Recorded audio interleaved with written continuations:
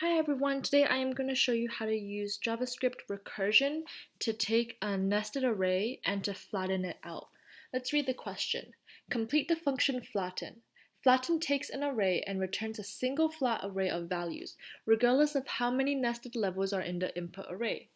So our input is a nested array and our output is one single new flattened array. So let's write this out. And it takes in the parameter of the array. So the way I'm going to go about this video today is I'm going to show you a common mistake that people do when writing a function that addresses a problem like this, and then I'm going to show you the way to fix that common mistake. So let's get into the common mistake first, and we're going to pseudocode out this problem. So our output, like I said, is one brand new array. So I know that the very first thing I need to do is I need to create a brand new array. Now I need to iterate through this array to check to see what kind of elements I'm working with. If I'm working with a single value, that's what I want. And then if it's a nested array, then we need to do some work. So we have to check each element. So I'm going to write a for loop to do so. And just for some beginners, just to be able to really picture what kind of elements we're working with, I'm actually going to write out the for loop here. And I'm going to just console log each element that we have. As you can see, we're working with 3 elements, 1, 2, and then an array. So here you can probably see where the recursion is happening and what our base case is. So if you've read about recursion, then you know we need a base case. And our base case is when we stop recursing. Our base case can be seen as an if-then statement. If my element is a number, great, I'm going to push into the new array. Otherwise, if it's an array, I'm going to have to recall the flatten function.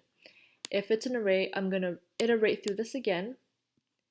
Now each element is 3, 4, and then an array of bracket 5.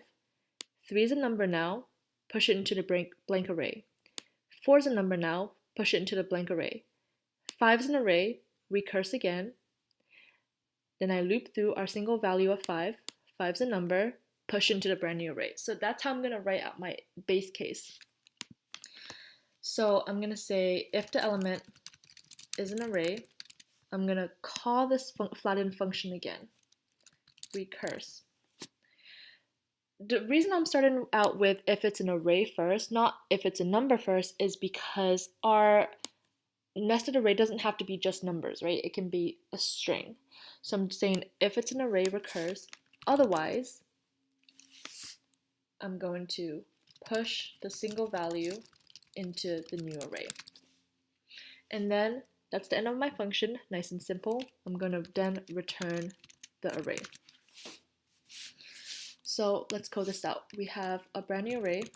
I'm going to call that R. And then I'm going to write a for loop to iterate through that nested array.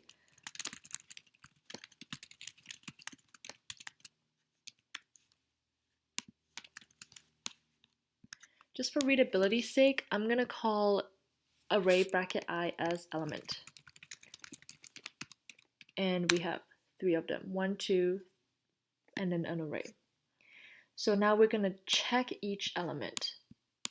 And I'm going to start with if it's an array. And to do that, I'm going to use array.isArray.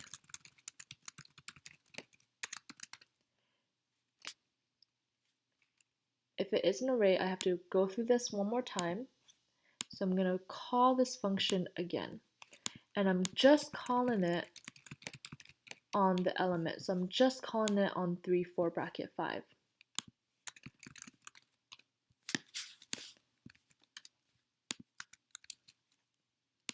Otherwise, if the element's a number, a string like 1 and 2, that's what we want.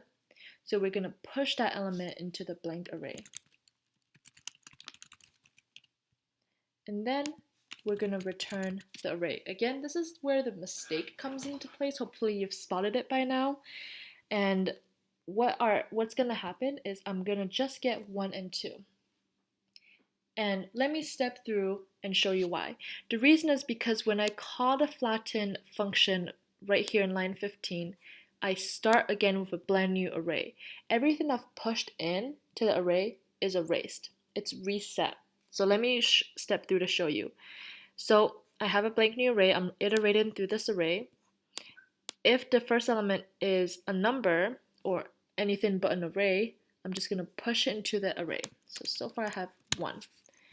And I go through 2. It's all by itself, push it in. Then I go through 3, 4, 5. That is an array, so I'm stepping into line 15. And then I start all over again. I'm recalling the flatten function, which means that my array is reset to right here. So how do I prevent that from happening? How do I keep my array populated with the single values so far and not reset?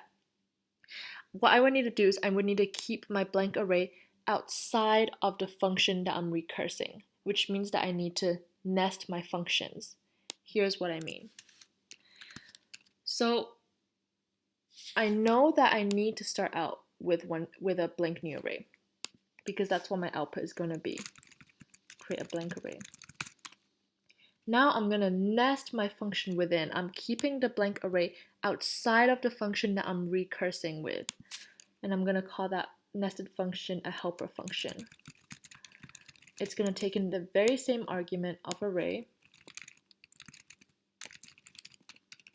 And just like last time, I'm going to be iterating through. This is pretty similar to the last one. So I'm going to create a for loop. And just like last time, I'm going to check to see what type of elements I'm working with. I have numbers and then I have a nested array. So just like last time, if the element is an array, this time we're going to be calling the helper function, recurse with helper function.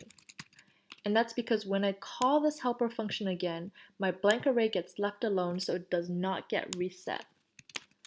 Otherwise, if it's just a single value, like 1 and 2, we're going to push the element into the blank array. And then that's it. Then I'm going to just call this helper function. And then we want to return the array, of course. Let's code this out and then we'll step through the code together. So we want to create a blank new array. We want to create a helper function with the array argument.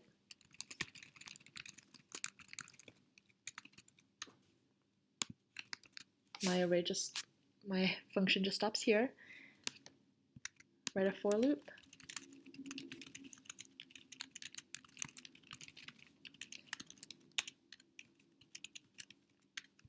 And just for readability's sake, like I said last time, we're going to call array bracket I element. Then we're going to be checking each one of our 3 elements. So just like last time, if the element is an array, we're just going to recurse by calling this function. And again, we're calling it on the element. So in this case, I'm just calling it on 3, 4, 5. Otherwise, if it's not an array, so just 1 and 2, we're going to push those elements into the blank array. Then I'm going to call the helper function. And then I'm going to return my newly populated array. So let's step through. I'm going to iterate through this array. If it's not an array, if it's just 1, I push it into my array. 2 is not an array, push it in. 3, 4, 5 is an array, so I'm entering line 17.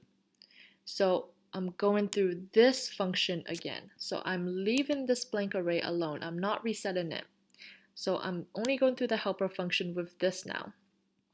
Now 3's not an array now, it's just a number because we're just going through the elements. So we push it in. 4 is a number, push it in.